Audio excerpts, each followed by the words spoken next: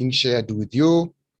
And therefore, I looked at a lot of things last time, but still, I want to look at more. And this will help us to understand the concepts in map work, to understand everything in map work, that when you're writing, it won't be stressing you. Okay, so in this session, I want us to focus on basically map calculations. Last time, our focus was on map interpretations, how to identify features, how to know the man-made and the physical features. In other words, we did the map orientation and map interpretation. Okay, I remember very well what we explained regarding the scale, the physical features, the man-made features, and so on and so forth, map code and everything. So we did that last time. So today, I want our focus to be on basically calculations. Okay, so dear learners, girls and boys, what you see on your screen is talking about what you need to know regarding calculations. When you're doing calculations, it is important to follow all the steps in order to get all the marks. In most cases, I see learners jumping steps, and when I'm marking, I don't mark the answer because I don't know where the answer is coming from. So in this case, I would like you to know that when you are doing these calculations, you make sure that you follow each and every step while doing your calculations. That's number one. Number two, that on those calculations, on the calculations you're doing, you make sure that you put all the units necessary for you to proceed with your calculations. For example, if you have measured on a ruler, and now you have measured this line here, and you have used the centimeters, okay? It's not a problem when you're writing your units.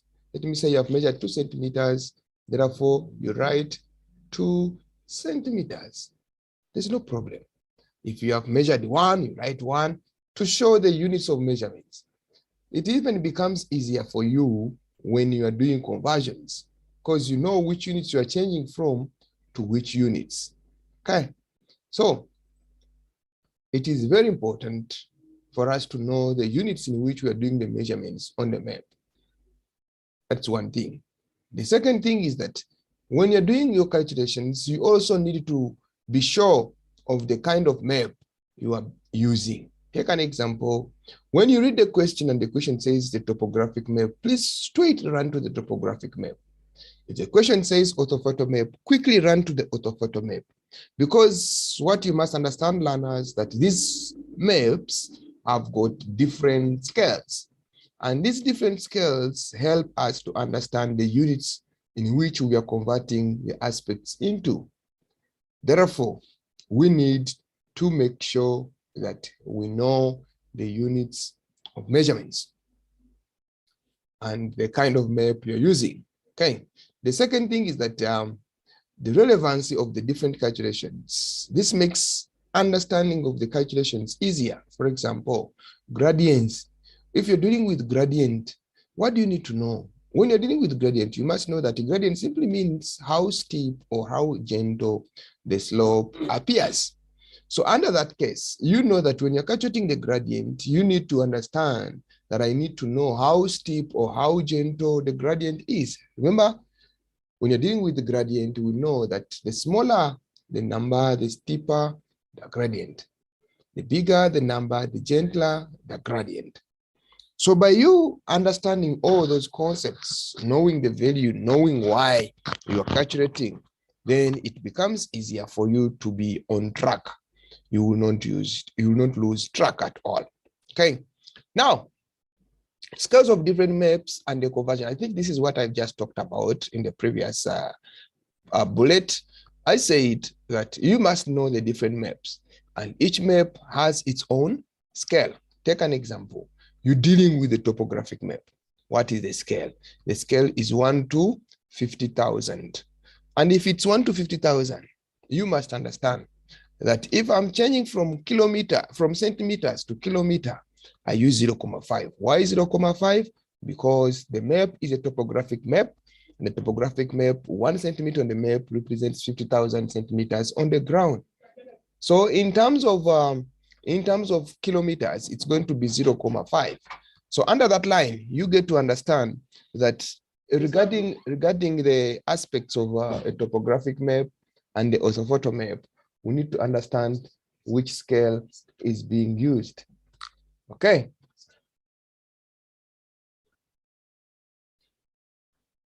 All right. So if you look at the orthophoto map has got 1 to 10,000, which is the scale. So if it's 1 to 10,000 as the scale, that means 1 centimeter on the map represents 0.1 kilometer on the ground. That is in terms of kilometers. Okay. But the same way, 1 centimeter on the map represents 100 meters on the ground in actual reality. Okay. So meaning to say that the moment you familiar yourself with which kind of map am I using, how important is this map, or what is the scale of this map, it makes it easier for you to understand what you are now dealing with. Okay. Maps are always smaller than the area of the ground they represent. This is obvious, because if the map was at the actual, was having the actual length, or the actual length, the way it is in the ground, it simply means you are not going to be in a position to represent it on the map, on the paper. So it is very important to understand that a scale is used to ensure that the maps can fit on the paper. It is from that background that you know that if there is no scale, or if we are not having scales, it was going to be very difficult for us to represent the distance on the ground and to show the relationship with it on the paper. Okay, sorry. Now, there are 3 ways we're using these scales, or there are different types of scales. I think I mentioned about this last time. Representative scale, fractional, or ratio scale. Actually, when we talk about fraction, you know that the ratio is existing in a fraction format. And then when you talk about the ratio scale, it simply means it's a ratio format. For example, 1 to 50,000 is ratio. That means 1 centimeter on the map, excuse me, 1 centimeter on the map represents 50,000 centimeters on the ground. What you must note with the ratio scale, ratio scales normally will have, in most cases, they represent the same units. For example, centimeter on the map, centimeter on the ground. But it's not a must. We can also say 1 centimeter on the map representing 0.1 kilometer or 0.5 kilometer on the ground. Therefore, that is the ratio. But you know very well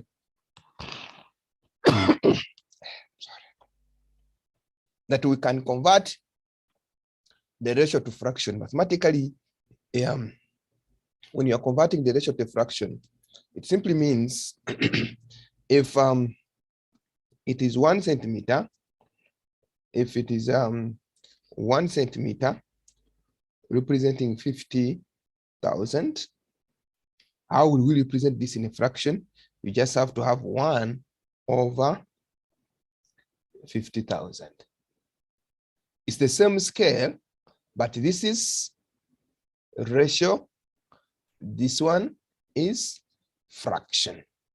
Okay. So you must be in position to know that. Okay. So another thing is that when you look at the representative scale, we say that 1 centimeter on the map represents 50,000 centimeters on the ground. When you say it like that, it's a representative scale. Okay, so representative fractional scale or representative racial scale are basically the same. Literally, they are the same, but they're different in writing because they have the same values, the same digits we are using, but when you're writing, it's a fraction, it must be a fraction, a ratio, it must be a ratio. Okay, now,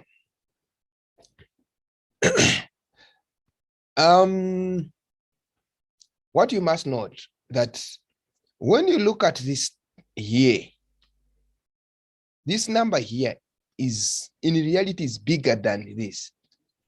Okay. When you look at it mathematically, 50,000 is bigger than 10,000. But in terms of the ratio representation, this one represents an enlarged section, and this one represents a smaller section.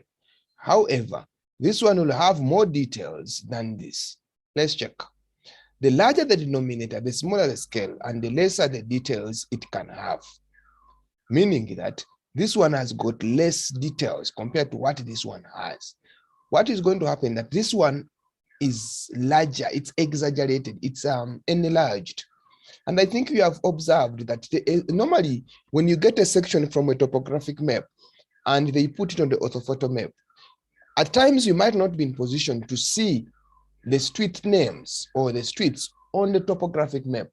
But because that small section has been enlarged, you will see the street names in most cases on the orthophoto map because it has been enlarged, and therefore you can be positioned to see exactly. So the larger the scale, so the more details it can have. I mean, the smaller the denominator, the larger the scale, and so more details can be shown on that map. And also a larger the scale is used, large scale is used if the map shows a smaller area. For example, 1 to 100, a lot of details can be seen on such a map. This is what I said, like 100, when you look at it mathematically, is smaller than 10,000. But in terms of details, it will have more details that you will see on that area because it will be larger, it will be enlarged. In other words, it's like it is zoomed out. So you'll have a lot of things to see there. Okay, that was the first scale. The second scale that you're going to look at is what you call the linear scale or line scale. Linear scale is coming from the word line. Okay, so when you look at this word here, a line, this one, it's a line, just like you can see a line. I think you can see this here. Sorry, you can see this line here. Okay. When you look at this line, it has got two sections. Can you see that, learners? Look at it.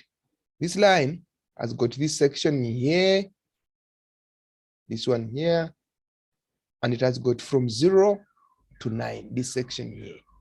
When you look at here, here it is indicated meters. Here it is indicated kilometers.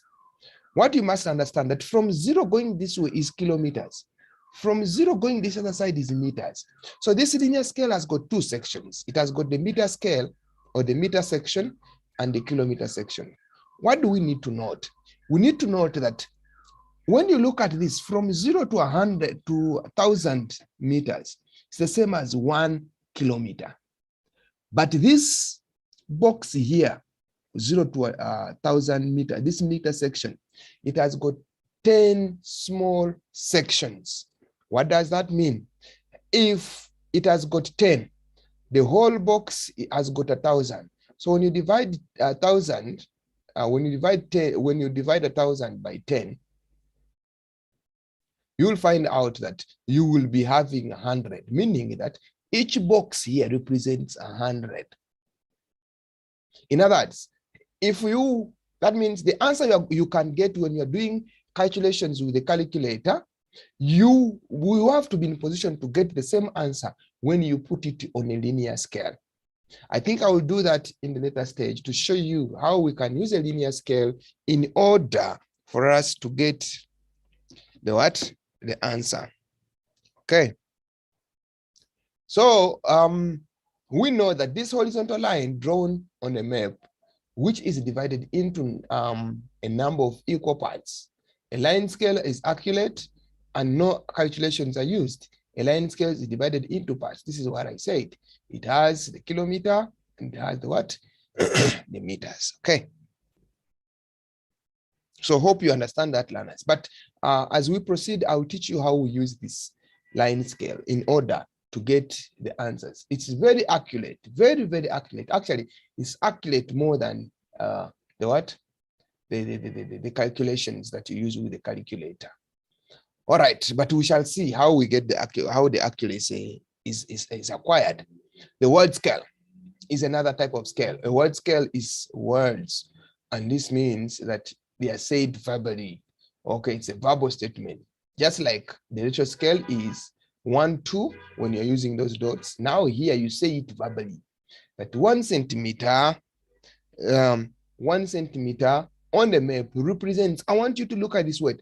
The word says represents. It doesn't say it's equal to. Some of you learners make a mistake and you write this scale in terms of equal to. That is very wrong. For example, if you say 1 centimeter represents, okay, sorry for the ratio, represents 50 or 500 meters. This is very right, because 1 centimeter on the map is just representing. It is not equivalent to. So some of you write it like 1 centimeter equal to 500 meters. This is very wrong. Please avoid it. It will never be equal to 500 meters. It can't be, but it represents 500 meters on the ground. So understand, learners, that this one is very wrong. It must represent 2. So the right word to use is either represents or ratio. Okay. All right. So here, the scale is given in words. In other words, just like you see the word, this one, to say a word scale, because of this word, it simply shows us that the scale is in form of words. Because of the word ratio, the scale is in the form of ratio. Those are the 2 dots. Because of the word, because of, what did we say, a line, the ratio is in form of a line. So from there, you get the details of how you're supposed to use those different aspects in different areas. Okay, so I expect learners not to keep on making such mistakes in map work, because it's costly. You end up losing a lot of marks because of making such slight mistakes, and you can avoid it. Okay. Okay, let's proceed. All right. How do we calculate distance? Remember, I told you that our main focus today's topic is distance. Is calculations. And while calculating, you must know that calculations cover a lot of aspects. For example, under calculations, we cover, let's see here, under calculations, we cover, number 1, we cover distance. Okay, we cover gradient, we cover area, we cover vertical exaggeration, we cover distance, area, gradient. Under calculations, we also cover magnetic declination and magnetic bearing. Okay, then under calculations, we also cover what else? Okay, if you look at all these aspects and you put them in your head, then there's no calculation you will find that will give you trouble. Okay, maybe we shall add on others as we proceed, but I want you to understand that these aspects are very important. So in case you as a child, you're going to write your paper, please make sure that you don't go to a paper minus putting all these aspects in your head before you write. Okay, gradient, area, vertical exaggeration, magnetic declination, magnetic bearing, true bearing, all those aspects need to be put in your head before you go to write your examination or any form of assessment. Now, calculating distance is the first aspect that I want us to look at. So while calculating distance, I want you to know that there are 2 distance calculations that we can look at. Take an example. We have a straight line distance, and we also have a curved distance or a winding distance. So when you talk about a straight line distance, it must be straight. Like you just put a ruler there, you get the distance in centimeters, you do your conversions, and you get your marks quickly. Now, if we talk about the winding distance, you have to use something that is not stretching, but it can be bent to cover all the widening areas, okay, or the curved areas. For example, you can use paper edge, you can use a thread, you can use anything to make sure that the distance is covered. I want us to look at this, learners. Here we have this line here, this black line here, that is coming from here to the end there. And now the question comes that calculate the distance covered by a black line covering, maybe let me say block 1A, A1, A2, and B1 and B2. So if this is a line, it's a straight line distance, what do we do? Please, learners, let's look at the procedure. The first procedure is measure. This measurement is sometimes referred to as the profiles, or you have to measure the distance, the straight line distance, and then the distance you measure, you convert it. Look at this. The first thing is with a line as in above. Okay, let me say measure the distance between these two, between one spot height 1268 and 1282. Now, what do? We first of all measure the distance. Whatever you use is fine, but measure the what? The distance. After measuring the distance, what's next? Let me say you have measured the distance from where, from this, on this map, from here to here. And after laying your ruler along this line here, you have come up with 3.8 centimeters. I think you must be knowing position. You must be in position now. You must be in position to use a ruler. When you're using a ruler has got two sides, or it has got different units.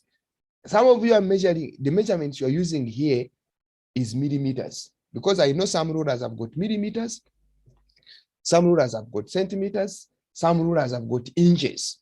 So if you use a centimeter ruler, I normally advise my learners not to use any other units, because it disturbs a lot, because some learners don't know how to convert.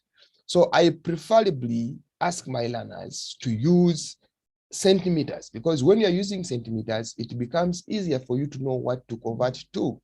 So when you look at this kind of map we're using, it is meant to be, or it is a topographic map. When you know that, when you understand that it's a topographic map, what comes in your head?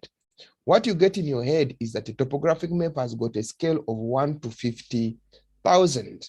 Okay, so what does it mean? If you measure from this point here to this point here, and after putting your ruler along with this point, the units you are getting is 3.8 centimeters. So that is your measured distance. So what shall we say? We shall say that measured distance, or map distance, times the map scale. What will you get? You will get the answer there. So what have we measured along this line? We have measured that along with this line, it is 3.8 centimeters. I want you to see you're putting units. Why? Because you measured it in centimeters. If when you measured it in millimeters, you can put in millimeters, but you must be in position to do what? To convert. If you can't convert, it's going to give you a hard time to understand. So it's 3.8 centimeters times the map scale. Since this is a topographic map, what is the scale of a topographic map? Just a pause for a second, think about it. Okay, I'm just pausing for 1-2 seconds. What is the scale on the topographic map? Okay. Yeah, I can see learners are thinking about the scale. So the scale is 1 to 50,000. Okay, and if this is the scale we have, and what shall we do here? We shall multiply by 50,000. Okay. And after multiplying by 50,000, remember, what does this scale mean? 1 centimeter on the map represents 50,000 centimeters on the ground, meaning that this 3.8 centimeters is what you measured on the map, on the piece of paper. So if this is what is on the paper, you must convert this distance to reality distance. What will it be? if I go where this map is coming from. But you know that each unit on the map is representing 50,000. So what will I have? And what will it be? What will be the units? So what shall we do? So we multiply. Okay. So after multiplying, what will you get? After multiplying, what will you get? The multiplication is going to be that 3,8 times 50,000. What are you getting? You are going to get 175,000. 175,000. But this is what? Centimeters. You see that? Meaning that the map distance that you have is 3,8 centimeters. The ground distance or the reality distance is 175,000 centimeters. So that is the ground distance. But according to the question, in this case, the question is saying that the distance, the answer, let me say the answer, the examiner wants the answer in kilometers. Okay. The examiner wants the answer in what? In kilometers. What shall we do? We shall say that this answer you got here, divide it by 100,000. And what will you get? You'll get the answer to be 1,75 kilometers. Meaning that this distance you are seeing from here to here, it is the paper or the map distance. But in kilometers, in where this map is coming from, it is 1.7 kilometers. That is one way of getting the answer. But don't forget that if you go this way, you still get the same answer. If you cannot go this way, what do? You come here. I want you to see here. When it is a topographic map, 1 centimeter represents 50,000 centimeters. Also, 1 centimeter can represent 500 meters. The same way 1 centimeter is representing 0.5 kilometers if it's a topographic map. If it's an orthophoto map, the same way, because the scale here is 1 to 10,000. So in terms of meters, we're going to use 100. In terms of kilometers, we're going to use 0.1. So we come back here. And we say, this map we are using here is a topographic map. So when you check here, topographic map, if I want the answer in kilometers, what am I multiplying with? 0.5 kilometers. So I come here, I will say that 3.8 centimeters times 0.5 kilometers. What will I get? The answer you're going to get is going to be 1.75 kilometers. Do you see that it is the same answer, guys? It's the same answer. But now you must understand that here you must have this in your head. That if it's a topographic map, I use 0.5 if they want the answer in kilometers. If it's an orthophoto map, I use 0.1 if they want the answer in kilometers. If they want the answer in meters and you are dealing with the topographic map, please learners, don't forget, we use 500 for the topographic map. We use 100 for the orthophoto map. Hope learners, you won't make any mistake anyway, okay? Because those mistakes cost you a lot. Imagine this section or this part here is saying 4 marks, and then you lose all the 4 marks because of that, or 2 marks, and you lose all the 2 marks because of that. And that mistake can be avoided. So you have 2 ways. You can either go this way or you can go this other side. Whatever is easier for you, you can use it such that you can get everything right. Hope that is okay, learners. That is for the straight line distance. In scenarios, I want you to look at it in the same scenario here. Can you see? Then check which scale is it using, multiply, and you see that you get the answers here in centimeters. then you convert the centimeters to meters, then you convert the meters to kilometers. It depends on how you want to go about it. Okay, it depends on how you want to go about it. But all in all, that is how we do the calculations. Okay, so if it is orthophoto map, I expect learners to be knowing that. Let me take an example here. When you look at this area here, it's coming from the topographic. Imagine, please just imagine. I'm not saying this is the orthophoto map. Just imagine, this is orthophoto map.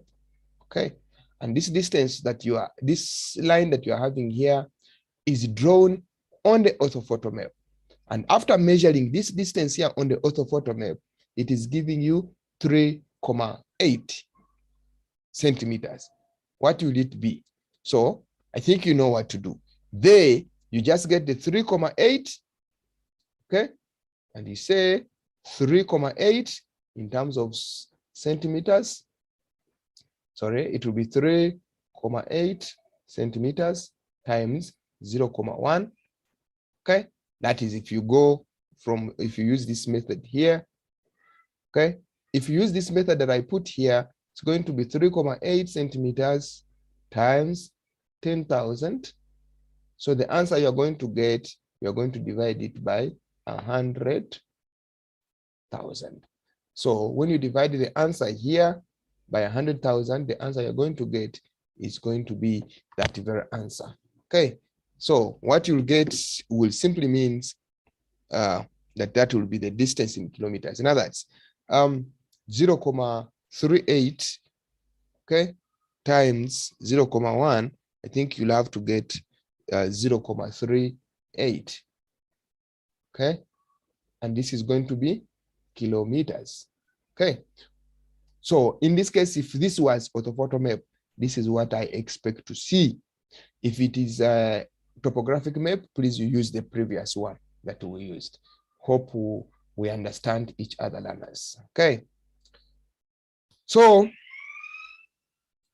boys and girls, having seen the distance which is straight, we must understand that we use a different approach if we are dealing with something that is not straight. Take an example, the distance for this road here from the beginning to the end. You can see that this road here is not straight, it is winding. Can you see that? So what do? Get a piece of paper or a thread, lay it along the feature you are measuring. Let me say in this scenario, it's this road here, from here to here. So you lay it along this road here nicely. Don't stretch it, because when you stretch it, let me say you are using a thread that is stretching, or anything that is stretching, it simply means it's going to give you wrong measurements. So what do? You don't stretch it, you lay it along that line. Then afterwards, you take this distance to the ruler, measure the distance in centimeters, and then you follow the same procedure to convert. Okay, if let me say this distance here, after laying a thread along this, you see when you lay thread here, you put it from here. If it winds, you also wind the thread. If it changes direction, you also change along this line. So afterwards, you're going to hold the thread that is straight. So that thread, you lay it along on the ruler, and you get the answer in centimeters. If not, you use a divider. I think, learners, you know a divider in your mathematical set. A divider has got two sharp points. So when you lay a divider along that thread, you just put it along the thread and you get the distance. You transfer the divider to the ruler and you get the centimeters. So those centimeters are the ones you convert using the same procedure. If it's a topographic map and they want the answer in kilometers, 0,5. If they want the answer in meters, 500. If it's an orthophoto map, they want the answer in meters, 100. They want the answer in kilometers, 0,1. Like that. So you won't find any challenges at all. Okay, so that is distance, learners. I hope we understand each other. We are at par and everything is okay regarding distance calculations. So if you still have any problem regarding distance calculation, feel free to contact me via Thunder Education platform, or to ask questions via the Thunder Education platform. I'll be in position to reply to you and answer your questions. But learners, I want you to know that map work is very easy. Map work is the easiest section to pass. And I want you to understand that in any case you understand map work, it's free marks. If you really understand it, it becomes free marks. So I don't expect my learners that are now going through this lesson to still fail map work. Okay, most especially these simple things. So okay, we are done with the distance, or actual distance, or straight line distance, or curved distance. So that is exactly what can be asked. Let's proceed and look at area calculation. Let's proceed and look at area calculation. Area calculation, in other words, the area is calculated to determine the actual size of the ground on the ground. And in this case, we'll look at a feature or a demarcated area that you're going to look at. Under this line, we are looking at the area that is put down here. And when I look at it the way it is, what comes in my head is that this is a topographic map. And the moment I see a topographic map, I'm thinking of the scale that is now meant to be used on the topographic map. Okay. So what we can do here, or what can we do here? We go back here and say that while looking at the area can also be calculated in kilometers, and also it can be calculated in meters. So learners, I want to electrify something here. When you look at the formula that is now being used here, it is area, which is, it's area which is equal to L times S in two brackets times B times S into brackets. This formula normally in your exams is not what is given. In your exams, they normally say area is equal to L times S. This is what normally comes in your exams. Now, when you see such a formula in your exams, learners, please don't hesitate to expand it. You can have the formula like this in your exam, but just know that area is equal to L times S times into brackets times S, B times S. Sorry, this is L times B. Okay. Now, if it's like this, that simply means you will not forget what to do. You will not forget that I have to multiply everything by the scale. Otherwise, if you go with this here, in most cases, you forget to multiply everything by the scale. Yet, the area we are looking for the area on the ground, actual distance. And therefore, to get the actual distance, you must make sure that you consider the scale that is used and which map is being used. Take an instance that when you come here, when you come here,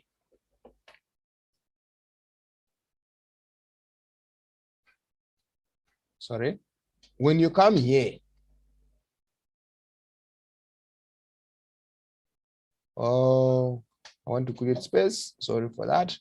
When you come here on this area that the part that is given, look at this. By looking at the way it is even indicated area covered by the orthophoto map. But this must be on the topographic map. The way you see it's in color, you can see the features with symbols. Remember, a topographic map basically uses more of symbols and so graphs and so on and so forth. So these contour lines and the way it appears in color, it simply tells us that it's a topographic map. What are we measuring? We said that according to the formula, we need to measure the L and the B. You come here. When you look at this part here is 7.4 centimeters.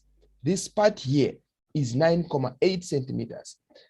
By you looking at the units or the answer that you got after measuring, it clearly tells you which one is the length. Okay, normally the length is longer than the breadth. So you will find out that the L must be bigger than the B. In most cases, even if this part here is turned upside down and this part is here, this part is up here, you must note that even if it is turned upside down, this line that is longer should be the length. Though I know after calculating, you will get the same answer, but you have swapped the concept. The concept is that length is the longest part than the B. So if you just put this under the length instead of under the B, instead of putting it under the L, you will lose marks. Sometimes you will be penalized for that. So please let us try to avoid some such minor mistakes. So when you're given this formula, which is L times B, normally I tell my learners to expand it, write it in an extended formatting. The moment you write it like this, it is going to come into your brains that what is A? A is the what? Is the area, which is equal to L. What is the value for L? L, you have just measured it that it is 9.8. So you will come here and you say 9.8 centimeters times the scale. What is the scale? Which map am I using? I'm using a topographic what? A topographic map. Oh, I'm using a topographic map. What is the topographic map scale? The topographic map scale is 50,000. Put it in brackets. Remember, this is also what? Centimeters. Okay? Put in bracket times. What is B? The value for B is 7.4.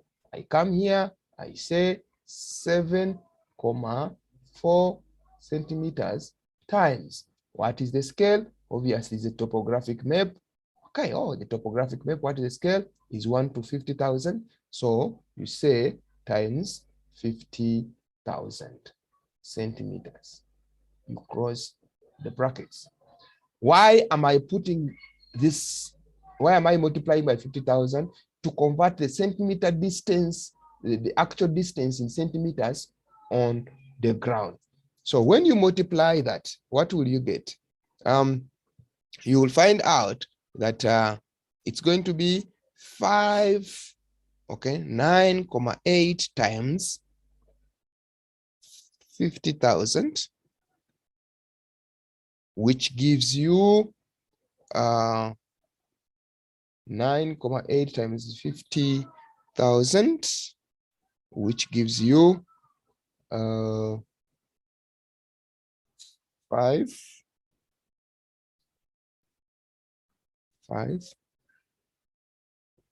Okay, 50,000, 9.8. This is centimeters. Okay, then you go. Sorry. It is multiplication. It is 9.8 times 50,000. It gives you 4. It gives you 4,900. Okay, 490,000. Okay, this is centimeters. Then you come here, 7.4 times 50,000, and you get that is 370,000 centimeters. Okay, so I have this. It's all centimeters. Okay, it simply means that the paper has got 9.7. But in reality, where the map is coming from, it is 490,000 centimeters in reality. Just the same way the B has got 7.4 centimeters, in reality, it is 370,000 centimeters. Now, these are centimeters, okay? But according to this, the question wants the answer in kilometers, okay? So because the question wants the answer in kilometers, here, can you see it in kilometers? So what do? I come here, I change the centimeters to what? To kilometers, okay? So that means this divided by 10,000, divide by 10,000, by, sorry, not 10,000, 100,000, and you also divide by 100,000, such that is 4, go with this 4, and therefore I'm remaining with how many? 1 place, I move it here, it becomes 3.7 kilometers. That means this one has changed from kilometers, from centimeters to kilometers. Okay, now I come here.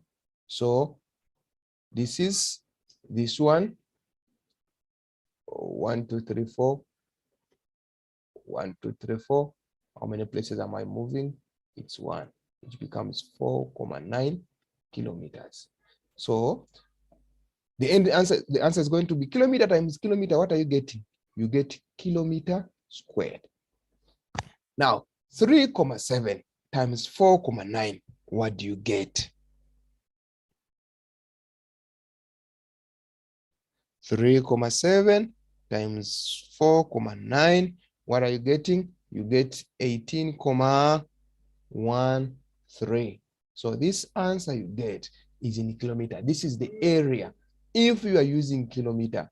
So in scenarios whereby you were supposed to use meters, what will you do? It simply means that after multiplication is here, you don't multiply by 10,000, you don't divide by 10,000, you divide by 100.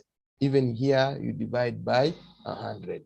Someone can ask me, but sir, where do we get this? Why do we multiply by 10,000? What do we multiply? What do we divide by 100,000? And why do we divide by 100,000? I want you to remember these, learners.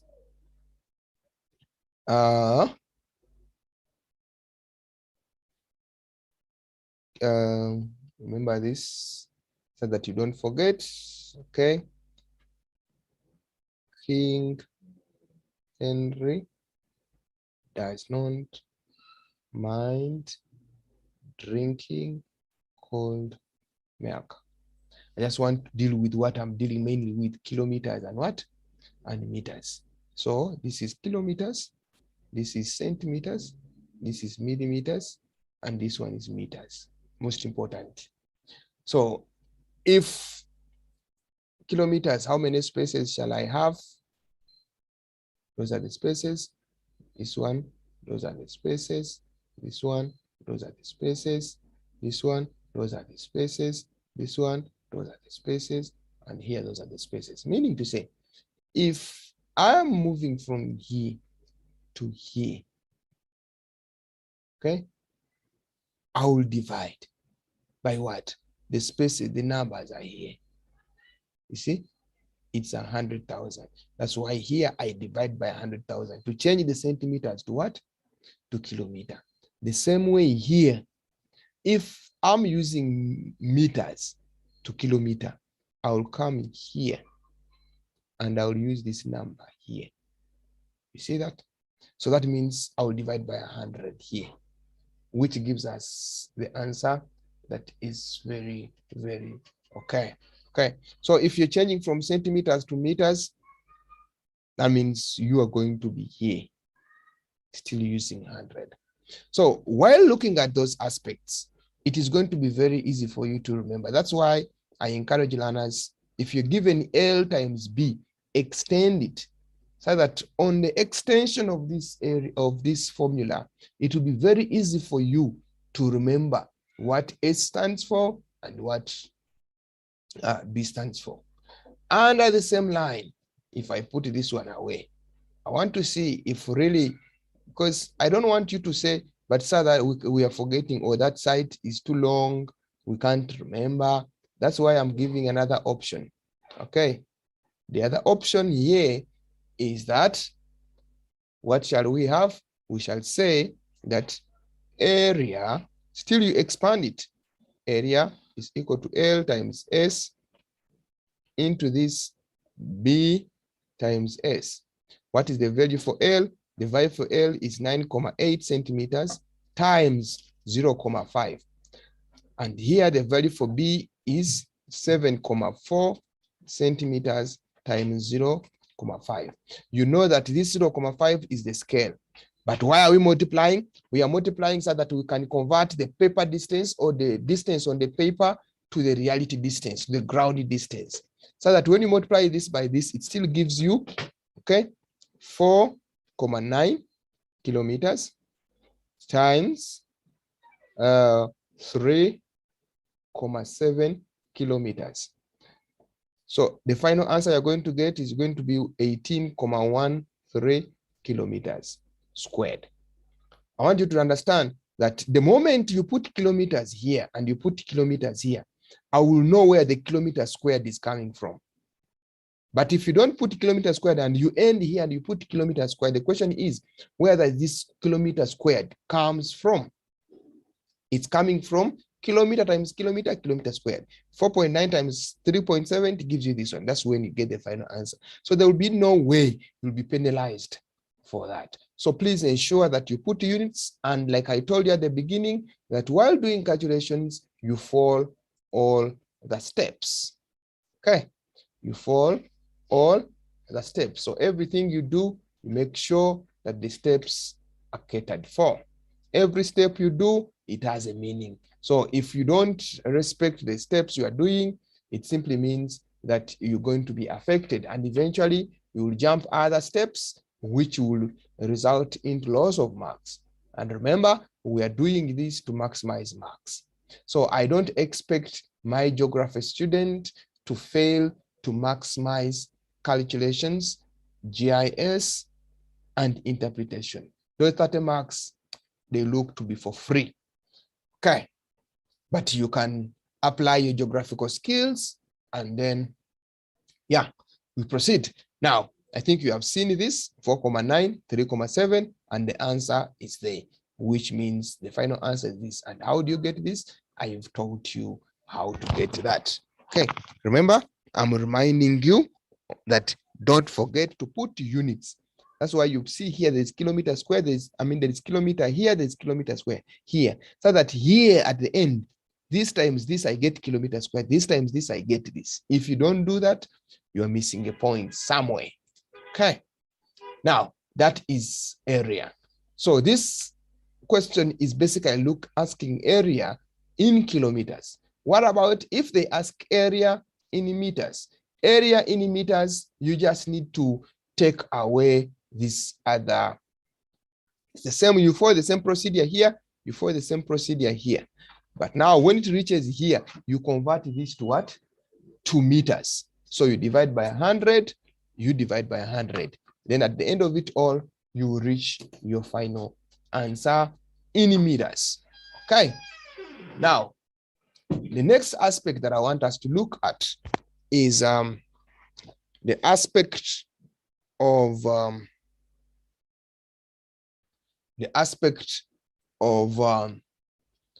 true bearing. True bearing is the same as direction. However, true bearing appears in you measure degrees. In other words, you use degrees, use angles. We follow the same procedure, but we use what? We use angles. In other words, at times they ask true bearing and direction, which one is very accurate? You will find out that true bearing is very, very accurate because it is using angles. Okay. Now, when you are dealing with this true bearing or dealing with angles, what do we do?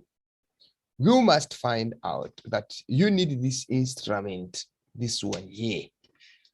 which is known as a protractor. This protractor is the one you are going to lay on your page so that you can measure.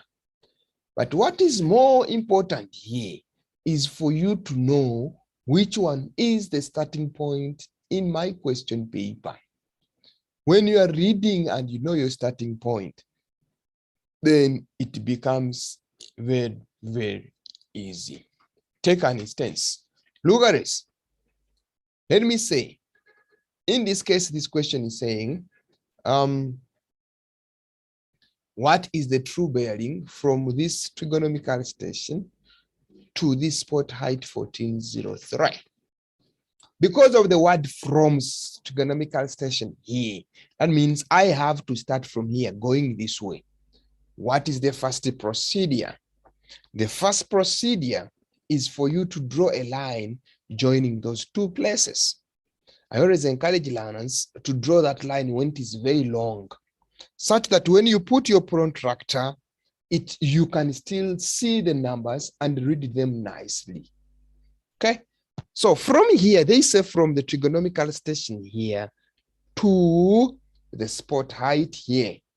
What do? We come to the trigonometric station and you draw the cardinal points. Cardinal points are these ones here. You see, here they say cardinal points are here, this here,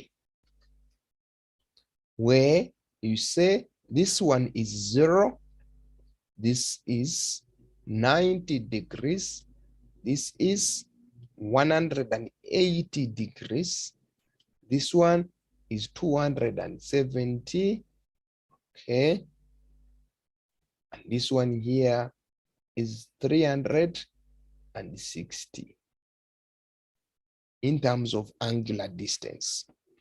So when you look at it, it simply tells us that you must know that when you're doing your measurements, you move clockwise.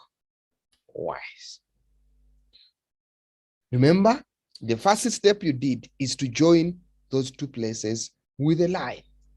Which line we drew straight joining the two places. So when you're drawing this cardinal point, you must make sure that this cardinal point is straight in relation to these other lines that are drawn straight in this map, such that you don't get any angle that is not accurate. So what do? We start from here, 0. We measure moving clockwise until when you meet the line that is joining the two places. So when you meet this line, the angle you're going to get is going to be the true bearing. Take an instance. This is 90, right? 90 plus 90 is 180. So 180 plus this angle here. Remember, this angle is not reaching another 90. It is somewhere around there, 80 and so on and so forth. So what do? You get this protractor here. You lay it. Now, the first protractor, you're going to lay it from here to here. That means if you're moving clockwise, it's going to be laid like this. So in this case, you bring this one here. When you lay it here on this line here, just like the way it is here, you lay it here. And when you lay it here, you make sure that this point here is 0 and here is 180. You see here? Here is 0 and 180. I want you to see 0, 10, 20, 30, 40, 60, 80, 120, 140, 60, 70. This must be 180. So this line that you drew like this should be sitting exactly on this line. We don't use the edge here. We use the line that is having 0 and 180. Then after laying it like this, this is 180. So you say 180 plus this angle here. So what do? I change it to look like this, such that when it looks like this, this is going to be 0 and this is going to be 180. So you lay it along this line so that this one is 0 and this one is 180. So when it becomes 0, 180 or 180, 0, you count from here. That means if this is 0, how many are they to reach this line that is joining the two places? In this case, I will say it is 81. How will it be? It simply means that it's going to, the line that is leaving this point of intersection, cutting across, it should be sitting somewhere here. Or in other words, somewhere here. You count 0, 10, 20, 30, 40, 50, and you see when you meet this line that is cutting across, that's why I say draw it long, so that when it cuts like this, so you read the number you see. Some of you don't know how to read. Don't use this number inside, because the number inside is starting from 170. That means the one that for inside is coming from here, going anti-clockwise. But for us, we said we are moving clockwise. So we use the number outside, which is 10, until when you reach this line that is joining the two places, the answer you get is what you add. If I add 81, what will I have? I'll have 261 degrees. So 261 degrees becomes the true bearing. Okay. In other words, to recap it all, the true bearing, you must make sure that you get to know which one is the starting point and which one is the ending point. And the moment you know which one is the starting point and which one the ending point, you must also be in position to tell that where are the 2 points? Have I joined them with a line? Have I joined the 2 points with a line? How is clockwise supposed to be? When you are drawing your true north, the true north for the cardinal point should be sitting straight. Okay? It should be sitting straight. All right. That is true bearing. Now, having seen the true bearing, okay? Having seen the true bearing, we can also proceed and look at magnetic declination. But when you're looking at magnetic declination, you must understand that how do we get magnetic declination? How important is magnetic declination? In most cases, magnetic declination is the angle between the true north and the magnetic north. Look at this. This one here. I think, actually, why do I draw it? I draw it again. It's here. You see this line here? I think you start by drawing this line here. If you remember very well that this line, you drew it like this, okay? And this becomes the true north. So this distance, the angle between the true north, the angle between this, between the magnetic north, between this magnetic north and the true north, this is magnetic what? Declination. Okay? Now, let me say this is point A, and this one is point what? Point B. Then you drew a line joining A and B. So the angle between the true north and the 2 points, which is now A and B, becomes the true what? The true bearing. So if this is magnetic declination, and this is the true bearing, you remember somewhere you use the magnetic declination and the true bearing, whereby you say magnetic declination is equal to, or magnetic declination plus true bearing. You get magnetic bearing. What does that mean? You have to add the two. Come to your graph. When you add this angle here from the magnetic north plus the true bearing, what do you get? You get magnetic declination. Magnetic bearing. So magnetic declination plus true bearing, you get magnetic bearing. So you cannot get magnetic bearing before you calculate magnetic declination and before you get the true bearing. There's a question that I came across that was saying what is the importance of calculating magnetic declination? It is important to calculate magnetic declination because you need to determine the magnetic bearing. So otherwise, if you miss out magnetic declination, you won't get this. If you miss this one, you won't get this. So we need to understand those aspects clearly before we proceed. Okay.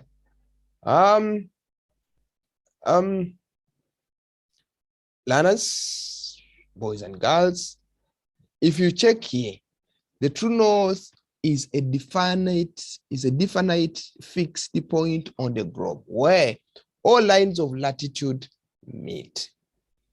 That is obvious. It will never change. Now the magnetic north is magnetic north is measured with the compass, and it is not fixed. That means it can change. I think you have seen it when you hold a compass, the magnetic north keeps on rotating. So the magnetic north is determined by the magnetic field.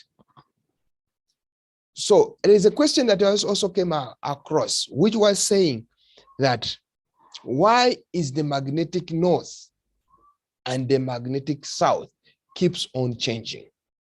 The magnetic north and the magnetic south keeps on changing because it depends on the magnetic field that surrounds the earth. So the magnetic field, if the magnetic field changes, it automatically changes the magnetic north, and it automatically changes the magnetic what? The magnetic south. So the Earth's magnetic field is generated by the mineral constituents of its core layer. The core of the Earth consists of the nickel and iron. I think you remember this in grade 10.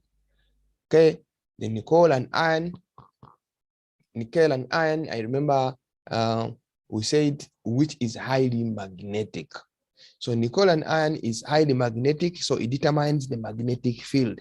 So if the area has got a lot of magnetic, is a lot of coal and iron, it simply means that the magnetic field is also going to be very, very much. Okay, so the Earth's magnetic field is not static; it keeps on changing. It changes, and thus the magnetic north also changes.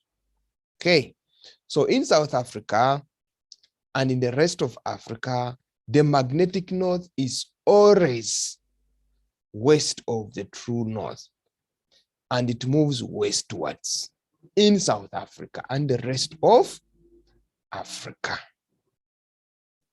The movement changes depending on the magnetism of the earth, whether the strength of the magnetic field is high or low that year.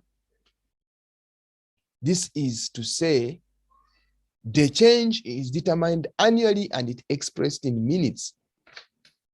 If, for example, the change is 2 minutes east, while the magnetic field is 2 degrees west, then we subtract east from the magnetic direction. But if the change was west, then we will add the west to the magnetic field because they will be both moving in the same direction.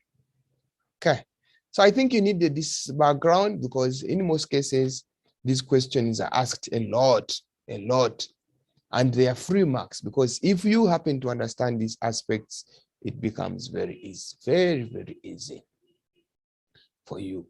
So when we go in the details of calculation or calculating the magnetic declination and magnetic bearing using the true bearing, this box here is very, very, very important.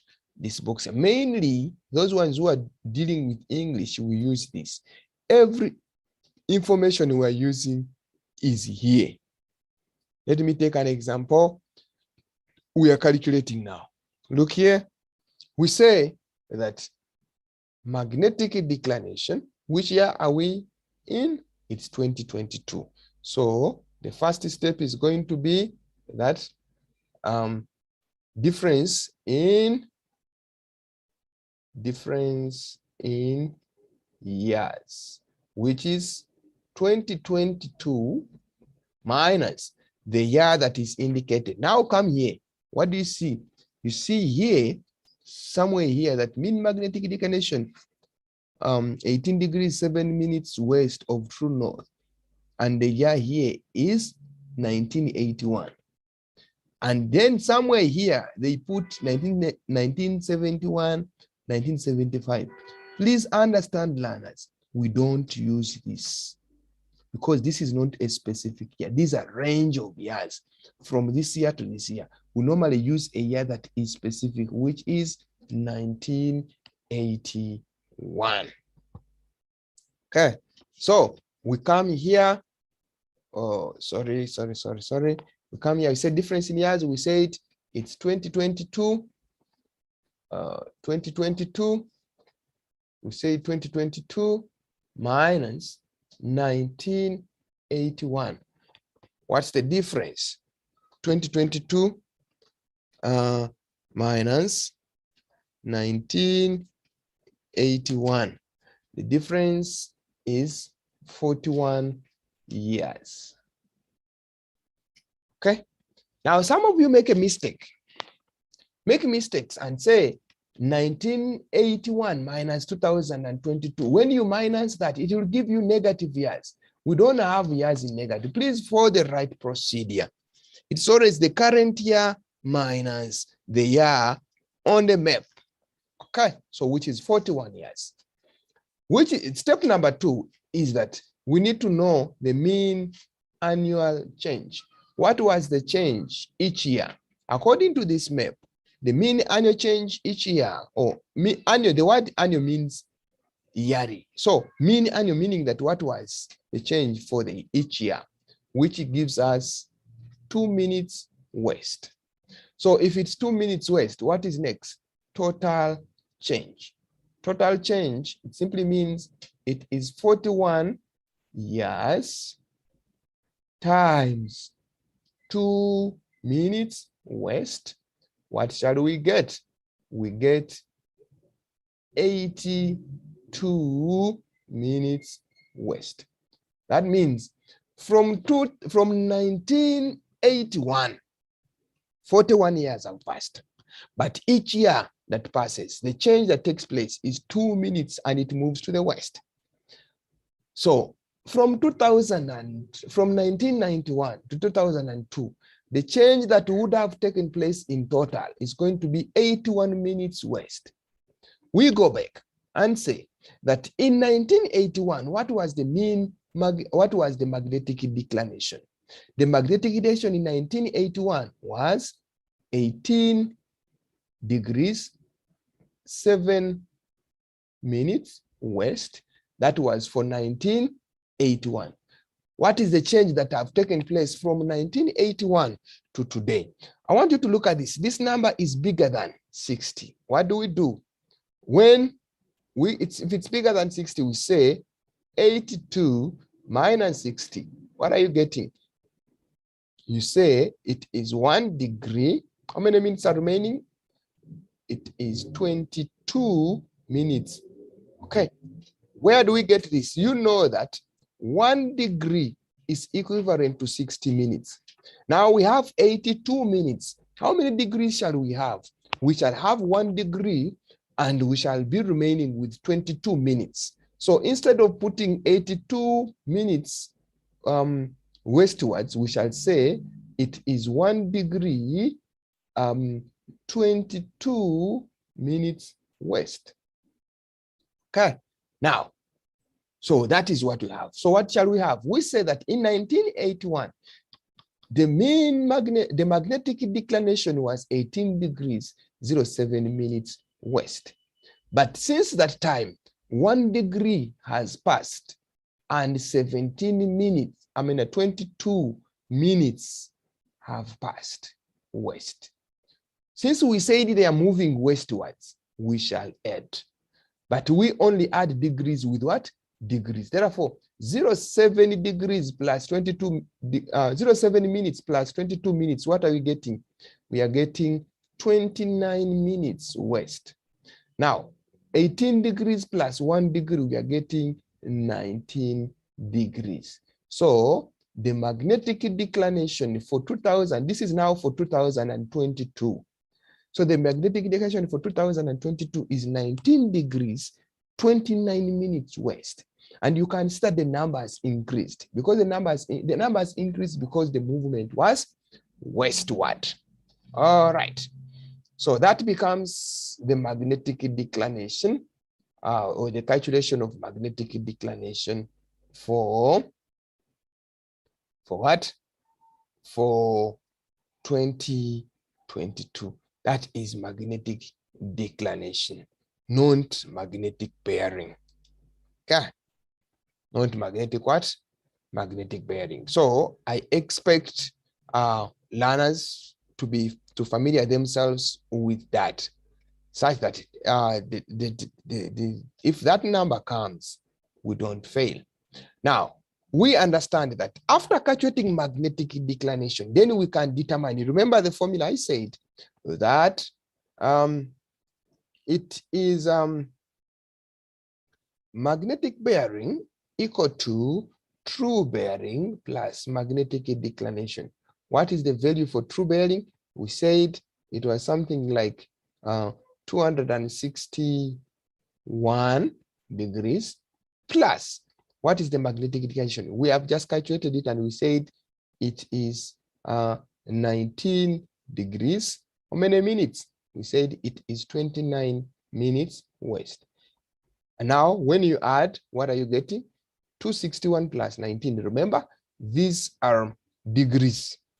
Okay, we add 261 plus 19. What are you getting? I think this is 0, which is 10. You take 1, 6, 7. Okay, 8. And how many here? You remain with a 2. So it becomes 280 degrees. How many minutes? 29 minutes west of true north. Okay, so that means the true bearing, the magnetic bearing, you can only get it if you know the true bearing and the magnetic declination. Then you add them together. But learners, don't forget that we add minutes with minutes and degrees with what? With degrees. So magnetic bearing is a measurement of the angle between the magnetic north line and the line joining the two places. So this is how we calculate it. Okay. I would love us to continue and look at calculating distance, speed, and time. But because of the interest of time, we shall end here today. We shall start from there next time. Thank you for joining. Thank you for watching. Please ensure that you practice these things and you pass. All right.